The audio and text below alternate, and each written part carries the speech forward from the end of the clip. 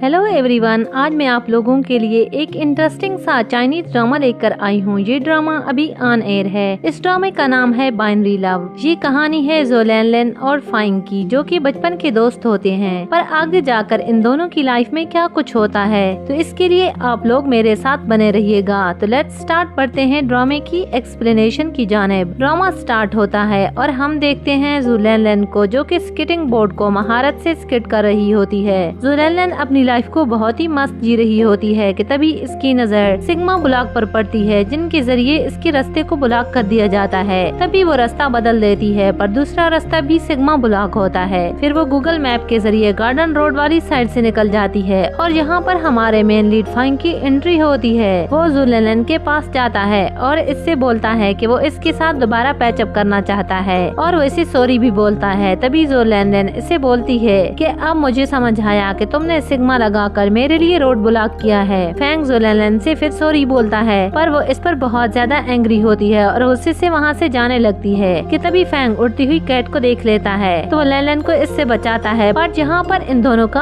Unintentionally किस हो जाता है। फैंग को ऐसे लगता है कि जब भी वो अच्छा करना चाहता है तभी विंड की वजह से वो कुछ नहीं कर पाता। इस पर ज़ो लैनलैन का गुस्से से बुरा हाल हो जाता है कि ये सब तुमने जानबूझकर किया है। फैंग बोलता है, बिलीव मी, मैंने ऐसा कुछ भी नहीं किया। पर ज़ो लैनलैन इसकी कोई भी बात मानने पर राजी नहीं होती कि तभी फैंग इसे अपॉलॉजी की तौर पर कैंडी देता है, जो कि चुन्नी मुन्नी सी होती है।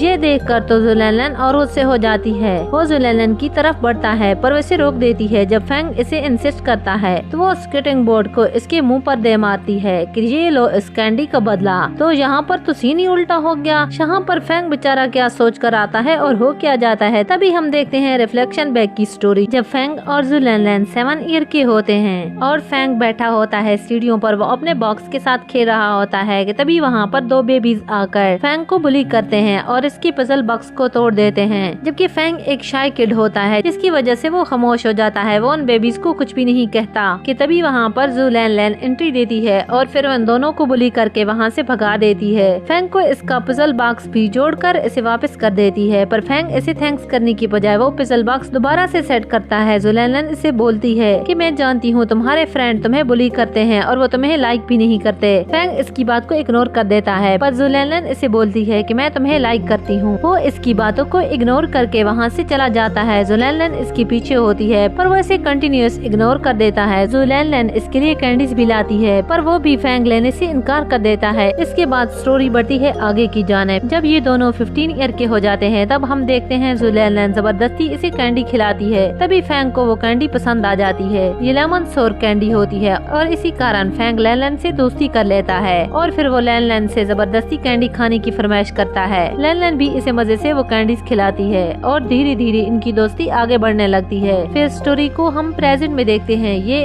एक स्कूल का मंजर होता है। सभी बच्चे स्कूल से बाहर निकल रहे होते हैं। फैंग भी उनके दरमियान होता है। सभी लड़कियां उस पर मर मिटी होती हैं और एक से बढ़कर एक उसे बारिश से बचने के लिए अम्ब्रेला पेश करती हैं, पर फैंग सभी लड़कियों को मना कर देता है, जिस पर उन लड़कियों के सपने चकनाचूर हो जाते हैं कि तभी इसकी नजर जाती है लैनलैन के अम्ब्रेला की तरफ। तो फैंग इसकी क्रिएशन देखकर काफी इम्प्रेस हो जाता है। इसे ऐसे लगने लगता है लैनलैन से ज्यादा इमेजिनेटिव गर्ल इस दुनिया में कोई नहीं है, क्योंकि वो हर समय कोई न कोई क्रिएशन करती रहती है। वो इसकी यूनिकनेस को बहुत ज्यादा लाइक करने लगता है। फिर वो दौड़ते हुए लैनलैन के पास जाता है और डायरेक्ट इसके अम्ब्रेले के अंदर एंट्री मारता है। ज़ो लैनलैन इसे मना करती है कि मेरा अम्ब्रेला बहुत स्मॉल है, इसमें तो 1 पर्सन की जगह है, तुम कहाँ घुस आए हो। पर फैंग तो इसके साथ जाने पर बेजिद होता है कि वो इसी के साथ जाएगा। थोड़ा सा वो आगे बढ़ते हैं तो लैनलैन इसे एक लव लेटर देती है। फैंग की दिल की धड़कनें ऊपर नीचे होने लगती हैं कि ये क्या, मैं तो इसे खुद प्रपोज करने वाला था, पर यहाँ तो उल्टा हो गया। क्या लैनलैन मुझसे भी ज्यादा मुझसे मोहब्बत करती है और क्या इसका ये सपना पूरा होने वाला है। लैनलैन वो लव लेटर पढ़ने लगती है, बट लास्ट में फैंग के सपनों का कबाड़ा हो जाता है। वो लव लेटर अपनी फ्रेंड की तरफ से लेकर आती है और जब फैंग को ये सब पता चलता है तो इसे बहुत बुरा लगता है और फैंग लैनलैन से बोलता है कि इसे दोबारा ऐसी बकवास चीज मत देना। ये कहकर वो वहाँ से चला जाता है। तभी वहाँ पर भागती हुई लैनलैन की फ्रेंड आती है, तो वो बोलती है फैन ने क्या बोला इसके बारे में, क्या मेरा लव लेटर इसको पसंद आया। लैनलैन बोलती है कि इसने बोला कि तुमने बहुत बुरा लव लेटर लिखा है। इस पर वो बेचारी वहाँ जोर जोर से रोने लग जाती है। तो लैनलैन इसे बोलती है कि मैं जानती हूँ इसे कैसी राइटिंग पसंद है, तुम चिंता मत करो, मैं तुम्हारी हेल्प कर दूंगी। और फिर इसके बाद वो लग जाती है फैंग को पिटाने में। कहानी आगे बढ़ती है और हम देखते हैं लैन बड़ी हो जाती है और इस समय वो 18 ईयर की होती है और इसका बहुत ही बड़ी यूनिवर्सिटी में एडमिशन हो जाता है। तो वो वहीं के लिए निकल रही होती है। इसके मॉम और डैड इसे स्टेशन पर छोड़ने आते हैं। तभी इसकी मॉम बोलती है,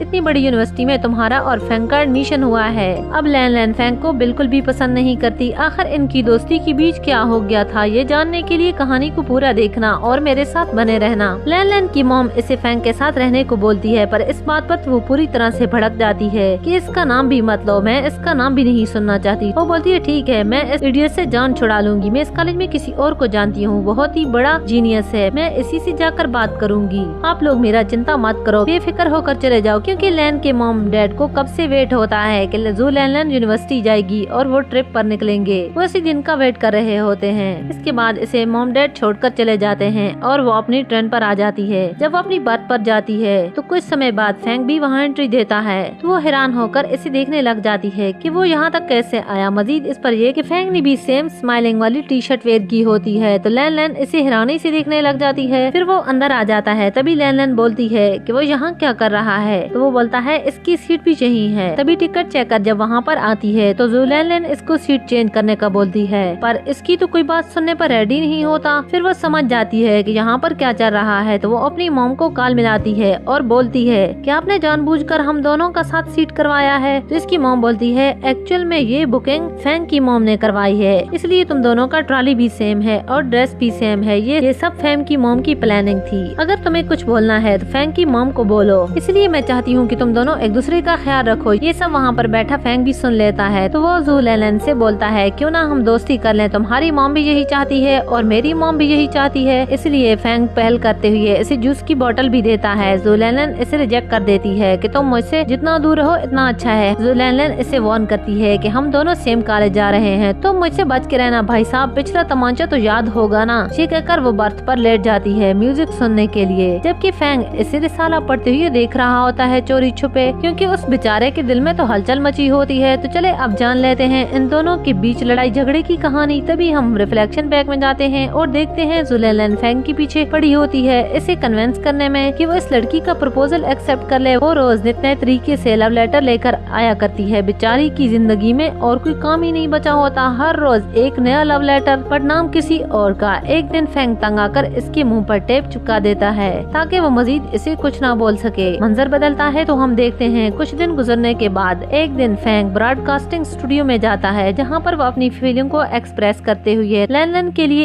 एक लव लेटर लिखता है। इतने में लैन भी वहाँ आ जाती है। वो इसे कुछ बोलने लगता है कि लैन इससे पहले पढ़ना स्टार्ट कर देती है और यहाँ पर हो जाता है एक गांड। स्पीकर के ऊपर गिर जाती है बॉक्स और वो हो जाता है ऑन। जबकि दूसरी तरफ स्कूल में विजिटर आए होते हैं। वो यहाँ के एनवायरनमेंट को देखकर काफी हैप्पी होते हैं। कितने में पूरे स्कूल में लैन के लव लेटर पढ़ने की आवाज सुनाई देती है। क्लास में सभी बच्चे भी हैरान हो जाते हैं कि ज़ूलैनलैंड माइक पर आखिर लव लेटर क्यों पढ़ रही है। तभी वहाँ पर मौजूद विजिटर भी ये सब सुन लेते हैं। विजिटर ये सब प्रोफेसर से पूछते हैं कि ये सब क्या बकवास है, आप तो स्कूल के गुन गा रहे थे। पर वो बेचारा इन्हीं तसल्ली देता है कि ये सब एक इंसिडेंट है। वो इन्हीं तसल्ली देते हुए वहाँ से चला जाता है। प्रोफेसर भागते हुए आते हैं और लैन को रोकने के लिए वो जल्दी से आकर माइक बंद कर देते हैं और इसे बोलते हैं कि ये सब आवाज बाहर जा रही है। ये सब जब ज़ूलैनलैंड को पता चलता है तो वो उसका सीधा शक फैंग पर जाता है कि ये सब फैंग की प्लानिंग थी और वो इसको बेइज्जत करना चाहता है। फैंग इस सब के लिए इनकार भी करता है कि उसने ऐसा कुछ भी नहीं किया और वो नहीं जानता कि ये सब कैसे हो रहा है। पर लैन इसकी किसी बात का यकीन नहीं करती और प्रोफेसर लैन को वहाँ से लेकर चले जाते हैं और लैन को पनिश करने और स्कूल से निकालने का ऑर्डर देते हैं। फैंग की जान पर बन जाती है और वो प्रोफेसर के पास चला जाता है। वो सारा ब्लेम अपने ऊपर लेना चाहता है। ये सब जो हुआ है इसका कारण वो है, ना कि लैन। तो सजा भी इससे मिलनी चाहिए। प्रोफेसर इसे बहुत समझा है कि तुम इसकी गलती अपने सर क्यों लेना चाहते हो, इससे तुम्हारा करियर खराब हो जाएगा। पर दूसरी तरफ कोई भी बात सुनने पर फैंग राजी नहीं होता। तो फाइनली लैन को छोड़ दिया जाता है और फैंग को पनिश किया जाता है। पर ज़ूलैनलैंड को इसकी खबर भी नहीं होती। तो ये थी इनकी लड़ाई झगड़े की कहानी। फिर हम लोग प्रेजेंट में वापस आते हैं तो वो लोग अपनी डेस्टिनेशन पर पहुंच चुके होते हैं। लैन सो रही होती है तो फैंग इसका और अपना लगेज उठाकर बाहर जाने लगता है,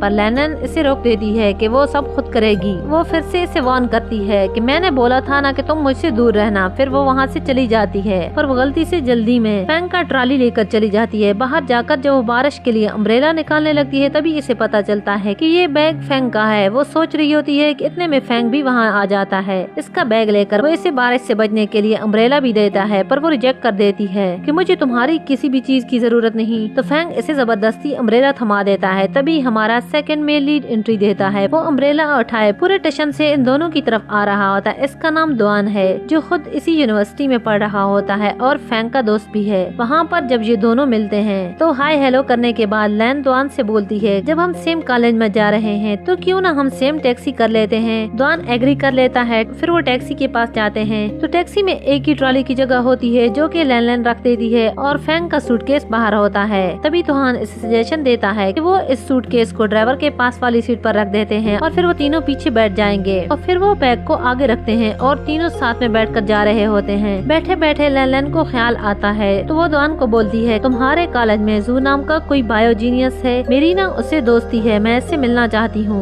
मैं इससे अभी तक मिली नहीं, नेट पर मेरी इससे बात होती है। एक्चुअली बात ये है, वायु बायोजीनियस कोई और नहीं फैंग ही है। फैंग इंटरनेट पर नेम चेंज करके लैन से चिट चैट करता है। लैन को पता ही नहीं था कि वो असल में फैंग से बात कर रही होती है, जो इसका क्रश भी है। तभी वहाँ पर दुआन क्लियर करता है कि इसका स्कूल बहुत बड़ा है, मैं ऐसे नहीं जानता। हाँ, पर जिस दिन मुझे पता चलेगा मैं उस दिन तुम्हें बता दूंगा, तुम चिंता मत करो। इसके बाद जब टैक्सी आगे बढ़ती है तो काफी ज्यादा बारिश की वजह से तेज तूफान टकराया होता है। तो ड्राइवर इन्हीं गाइड करता है कि आज के दिन आगे की तरफ जाने वाले सारे रास्ते बंद हो चुके हैं, तो इसलिए तुम लोग कॉलेज तक तो नहीं जा पाओगे, पर यहाँ पर पास में कुछ होटल्स हैं तो तुम लोग जहाँ स्टे कर सकते हो। ये सब तुम लोगों के लिए बेटर रहेगा। इसके बाद वो लोग एक होटल में जाते हैं तो वहाँ पर इन्फॉर्मेशन मिलने पर पता चलता है कि यहाँ पर एक रूम बचा है। अचानक मौसम खराब होने की वजह से सारे होटल्स पास के बुक हो जाते हैं। फिर मरते क्या न करते वो इसी को बुक कर लेते हैं। फैंग लैन से बोलता है कि पहले तुम चेक कर लो, हम लोग बारी रह लेंगे। पर लैन भी हार मानने वाली नहीं होती। वो कहती है, मैं तुम लोगों को ऐसे नहीं छोड़ सकती। साइड पे निकल आती है और फटाक से जू को मैसेज करती है कि जीनियस, क्या आसपास का कोई होटल तुम जानते हो? बस फिर क्या होता है, लैन मैसेज सेंड करती है और इसी समय इन दोनों में से एक के फोन की बेल बजती है। तभी लैन को कंफ्यूजन हो जाती है कि यही सेम टोन वो जब गाड़ी में बैठी होती है और जीनियस को मैसेज करती है। तभी इन दोनों में से किसी की बेल बजती है। तभी उसे पूरा शक हो जाता है इन दोनों पर। वो सोचती है कि इन दोनों में से अब किसकी रिंग बजी है, बट वो लोग बहाना करके टॉपिक चेंज कर देते हैं कि तुम जाकर आराम कर लो, हम लोग यहीं पे रुक लेंगे। बट लैन बोलती है कि नहीं, ऐसे कैसे, हम तीनों एक ही रूम शेयर कर लेते हैं। वो जबरदस्ती इन दोनों को अपने साथ रूम में ले आती है। जब वो लोग रूम में जाकर देखते हैं तो वहाँ एक ही बेड होता है। लैन को इस बात की कोई परवाह भी नहीं होती। तभी लैन की मॉम की कॉल आ जाती है। वो इन दोनों को छोड़कर साइड में जाकर बात करने लगती है। दूसरी तरफ फैंग दुआन से कहता है कि लैन अभी भी मेरी फ्रेंड ही है, ठीक है ना, तुम इसके साथ कुछ कांड मत कर देना। इसने कुछ दिन पहले दुआन को बताया था कि वो लैन को पसंद करता है और ये कि उसे प्रपोज करने वाला है, पर वो दुआन को बताता है कि अभी तक उसे बता नहीं पाया, तो ये कि अभी भी मेरी दोस्त है। वो इसे क्लियर करता है। तभी दुआन ऐसे कुछ बोलने लगता है कि तभी लैन उनके पास आ जाती है और फिर वो बेड पर उछलते हुए बोलती है कि